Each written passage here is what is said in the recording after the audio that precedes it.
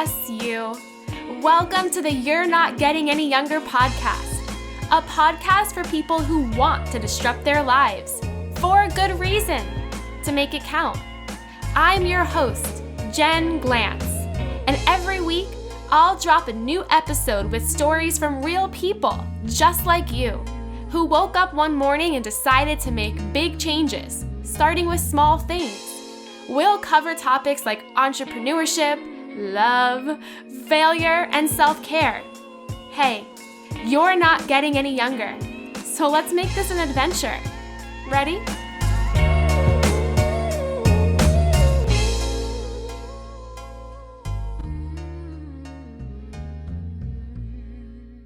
Today's episode is brought to you by my favorite time of year, the time of year I launch my famous 90-day challenge. If you want to start a brand new year off on the right track with good habits and a game plan of what you want to accomplish in the next 365 days, well then join the 90-day challenge. It includes group coaching calls, videos, weekly challenges, and accountability from yours truly. Grab your spot in the challenge, which starts in January 2022 by heading to jenglantz.com/90. That's jenglantz.com/90. I can't wait to see you inside of this year's challenge. Hey, any youngers, it's me, your host, Jen Glantz, back with another episode of the You're Not Getting Any Younger podcast. I am coming at you from Manhattan, New York City. I'm in a co-working space today, and I'm here for a couple of reasons. Number one, I am here because my tiny apartment has suddenly just become so many different things over the past year and a half. We live in a 500 square foot, not even exaggerating. If anything, I'm exaggerating that it's more than it is. A very, very small apartment in Williamsburg, Brooklyn. That apartment has now become our full-time workspace since Adam and I both work from home. It's also become our gym. We work out in the living room. It's become Goofy's playground. And more recently, it's become a warehouse. As you might know, I just released something brand new, a physical product called the Newlywed card game, which is a card game for newlyweds with challenges, activities, conversations, adventures that can really just help bring fun and a different level of relationship after you're married. It's a great game for people who are engaged in long-term relationships or married of all different types of years. So I released the card game, and my goal has been to sell a physical product for quite a long time. For some reason, I'm not sure why, I've always been so fascinated by designing a physical product, producing it, manufacturing it, shipping it, fulfilling the orders, all of these things. So I decided that was going to be a goal of mine for this year, and I made a Kickstarter to sell the Newlywed card game, and I sold a ton. I doubled the amount that I wanted to sell, and I've been selling the rest just using social media, using my email list and my website, and I ordered my first, I don't even know how many, but like my first order of these card games to mail out to people. And I am my own warehouse. So when these card games came, even though they're pretty small, there's a lot of them. And before I ship them out, they have to sit in my apartment. So they're currently stacked up against baseboards in the living room by the front door. I also have my books that I have to ship out to people at the end of this year. I have different merchandise from all of my different projects that I have to ship out. So we only have 2 closets in the entire apartment. And if you count your closets right now, I bet you probably have like triple the amount, if not way more. We have 2 closets in the entire apartment, and there's no space for any of these items. So these items literally just live where perhaps decorative items would live or plants would live.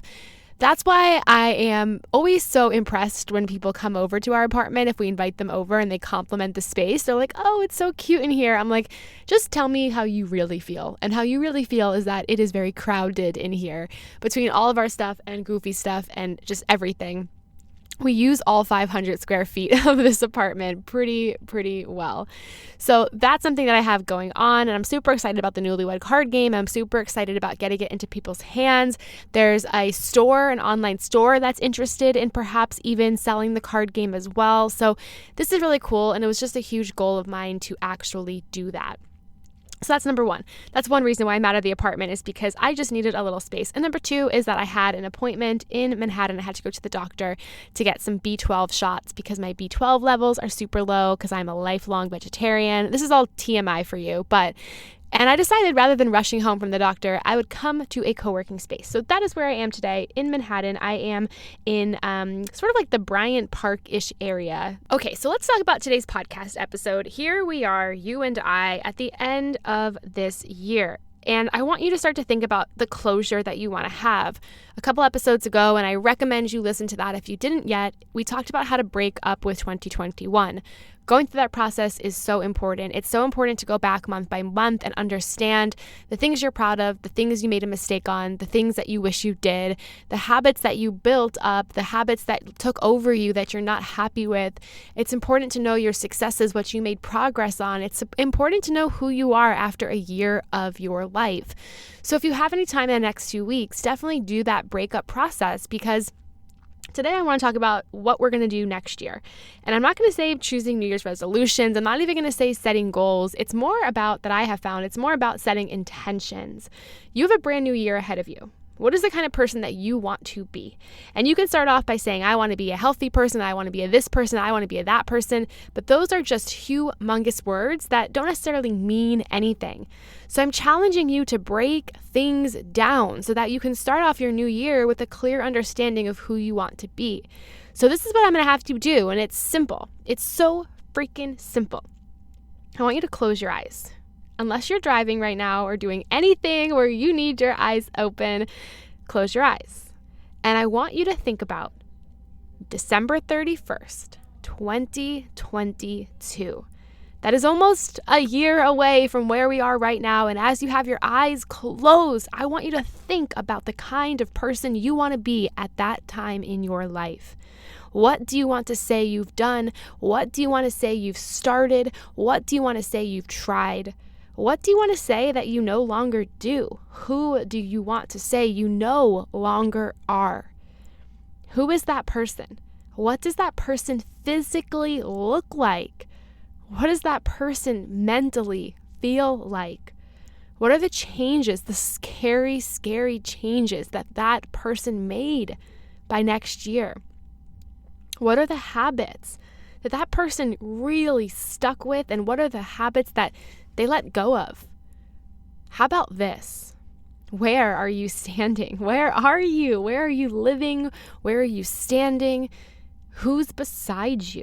Who are the people who are right next to you? Who are the people that you love? What are the things? If I ran into you at a New Year's Eve party, and I hope I do, December 31st, 2022, if I said to you, hey, you, what are you proud of from this year? What would you say? If I said to you, what did you do this year? How would you answer that? Oftentimes we pick goals, we pick words, we pick all of these to-do lists as to who we want to be, but we don't even understand the end result. We don't even know where we're heading. So if we don't know where we're heading, how do we know where to start? I ask you to think about this as we close up 2021, as people ask you for New Year's resolutions, as you feel like you're supposed to have some of those, and instead, I just want you to think about you and who you are, who you will be at the end of next year. I challenge you to try this out, because I think what's going to happen is not only are you going to get some clarity, but you're going to have something to aim for. And when we have something to aim for, we drive more of a straight path. We have an idea of how to move forward. We have something we're working toward. We have non-negotiables. We have boundaries. We have a game plan. And for a lot of you, that is something that maybe you didn't have this year, or you tried to have this year, but it didn't work out. And for some of you, that is what you are missing. And that is what will make your 2022 different. So all I ask is you figure out how to break up with this year, and you figure out who you want to be at the end of next year. Everything in between, we'll figure out together, my friends. All my love, Jen Glantz. Hey, you. Thank you for listening to the You're Not Getting Any Younger podcast. There are hundreds of thousands of pods out there, so thank you for listening to this one. You can find the show notes for this week's episode up on our website, anyyounger.com. Subscribe, rate, and review the You're Not Getting Any Younger podcast on iTunes so that other ears around the world can listen too. Oh, and join our secret You're Not Getting Any Younger Facebook group, where over 1,000 people are talking about how to disrupt their lives, for a good reason, to make it count. Until next week, all my love, Jen Glantz.